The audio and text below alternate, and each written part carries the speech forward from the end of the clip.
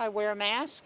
I don't go out any more than I have to. My husband and I have not been to a restaurant probably for a year. COVID has changed the way voters like Marjorie Capel eat and the way voters like Denise Chad dress. Never thought you would have to put in your wardrobe a mask that would save your life. Both women are taking COVID seriously, wearing a mask outside and vowing to be careful until the virus is gone. It's something that you can actually die from.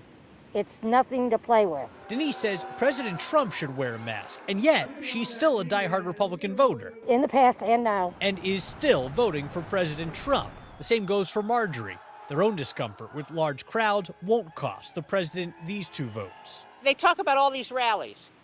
If they don't want to wear a mask and they get it, it's their problem. It's not the president's problem. Chris Colbert doesn't see it that way. Playing it down was not, it just didn't sit well with me. Chris says each election he's open to voting for either party. In 2020, though, he's known 10 people who got coronavirus, turning his vote blue. For sure, I'm going to vote Democrat this year. The most recent polling puts President Trump on defense, which makes sense to political science professor Justin Buechler. There is some evidence that incumbents will be held responsible for natural events. But he says presidential elections follow a strong pattern in the United States.